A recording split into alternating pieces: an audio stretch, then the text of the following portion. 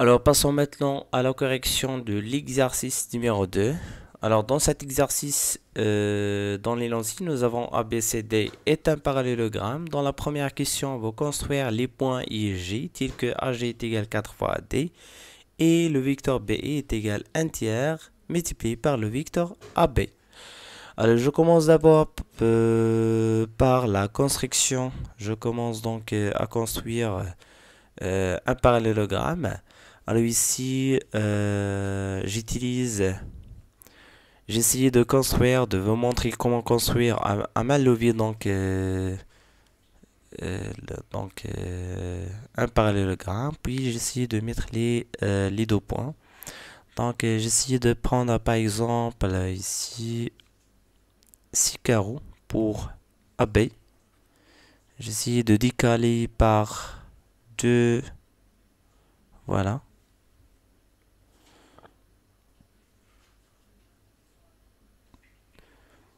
J'ai essayé de décaler ici par 2 carreaux.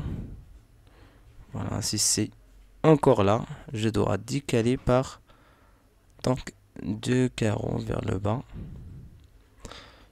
Et voilà, finalement, on arrive à construire un parallélogramme. Donc, si A mal levé, donc ABC, ABCD, ABCD. Puis, donc, il faut diviser le vecteur AB par 3 et prendre un tiers. Mais de l'autre côté, vous voyez ici, nous avons BI est égal à 1 tiers. Donc, si moins 1 tiers BA, les deux vecteurs ont le même origine. En la même origine, alors toujours, je commence par le point B. Alors, BA, c'est-à-dire moins 1 tiers BA est égal à BE. Alors, elles ont deux sens opposés, c'est-à-dire si le vecteur BA, donc le sens de vecteur BA donc, sera donc de droite à gauche, l'autre vecteur, son sens sera donc de gauche à droite. C'est pour cela je dois mettre I ici. Voilà, de la même manière, ici pour le vecteur AG et le vecteur AD, ils ont le même sens. Et le coefficient, donc, si 4, il est positif. Donc, je dois prendre 4 fois AD. J'essaie rapidement de dessiner. Et je vous montre la construction, cette construction en utilisant l'outil GeoGebra. Voilà, et il se trouve donc que le point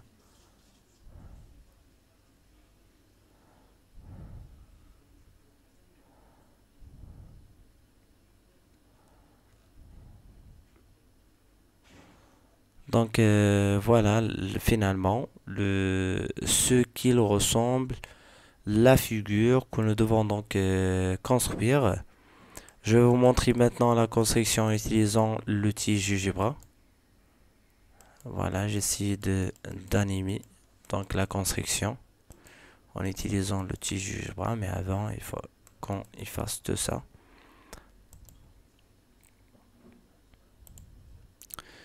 Donc voilà la construction, j'ai essayé d'animer. Voilà, dans un premier temps, il faut chercher à mettre 4 points afin de former un quadrilatère, un parallélogramme. Puis je cherche à mettre où il se trouve exactement G. Donc je prends 4 fois AD de même sens et je relie donc les points AG. Puis je cherche à mettre le point I de telle façon à obtenir moins 1 tiers AB. Voilà, et je cherche à mettre en évidence donc l'alignement de 3 points ici G. Voilà la construction. Donc la réponse à la première question. Voilà, donc j'ai essayé tout simplement de couler la construction ici. J'ai essayé de couler la construction là.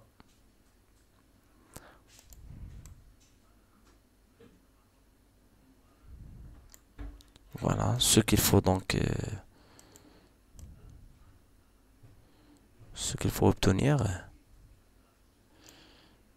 Et on passe à la deuxième question. Alors, dans la deuxième question, on cherche à montrer, montrant que, j'écris en rouge, montrant que le vecteur CI est égal à CB plus 1 tiers AB. Alors, d'après l'énoncé, d'après l'énoncé de cet examen, nous avons donc deux égalités et dans l'énoncé aussi nous avons ABCD est un parallélogramme. Alors j'essaie maintenant de prendre une égalité et je cherche à utiliser la relation de Charles afin d'apparaître les points manquants. Voilà, j'utilise donc tout simplement la formule ou bien j'utilise le fait que BI est égal. Donc voilà, j'utilise l'égalité suivante. On a BI est égal 1 tiers AB. Si j'essayais d'introduire le point C en utilisant la relation de Charles, on aura tout simplement, alors, via la relation de Charles, on aura donc BC. Donc j'utilise la relation de Charles afin d'introduire le point C. BC plus CE est égal à 1 tiers AB. Donc finalement, je peux déduire facilement CE. Alors CE est égal à moins BC, c'est-à-dire CB, plus 1 tiers AB. Voilà, c'est juste donc une petite manipulation en utilisant la relation de Charles afin d'arriver à cette formule. Passons à la troisième question. Dans la troisième question, on va montrer donc montrant que si c'est une égalité A à démontrer, montrant que donc pour la troisième question, je cherche à voir donc qu'est-ce qu'il y a ici? Donc c'est CG est égal à CD plus 3AD. CG, CD, 3AD. CG, CD, 3AD. Alors, pour démontrer cette formule, il faut employer donc l'énoncé. Alors, dans l'énoncé, nous avons deux égalités AG et 4AD. Alors, je cherche à employer la relation de Charles en utilisant la première égalité AG est égal à 4AD. Alors, si j'essaie d'utiliser la première égalité, on a donc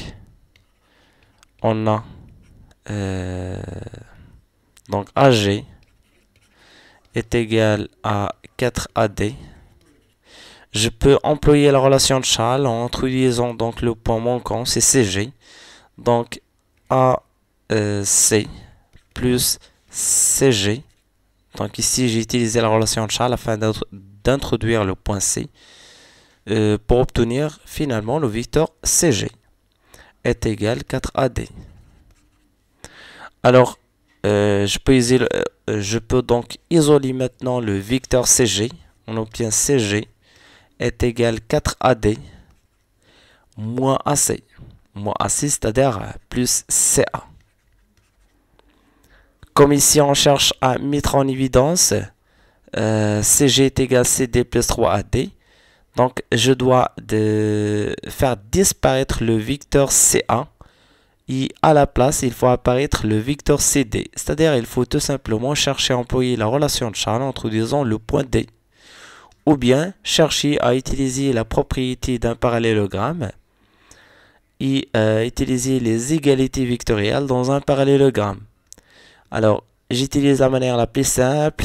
J'utilise donc la méthode de la relation de Charles afin d'introduire un point manquant ici, c'est le point D. Donc, c'est CD sera CD plus DA. Alors ici, je peux inverser D1 en AD. Donc c'est 4AD plus CD moins AD. Donc je simplifie les deux vecteurs. Donc voilà la multiplication d'un vecteur par un nombre réel. Finalement, on aura CD plus 4 moins 1, ça fait 3 AD. Voilà, c'est facile à mettre en évidence ces deux égalités. Dans la dernière question, on cherche à déduire, c'est-à-dire, il faut utiliser les égalités précédentes afin de déduire que les points E, G, C sont alignés. Or, d'après la construction, nous avons vu que les trois points E, C, G sont alignés. Maintenant, on va voir la démonstration. Donc, c'est juste déduire. Alors, pour déduire, il faut donc mettre en évidence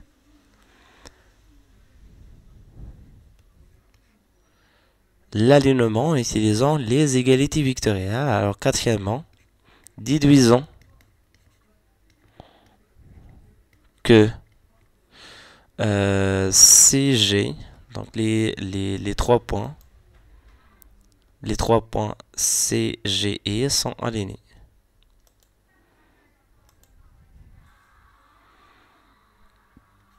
C, G et E sont alignés.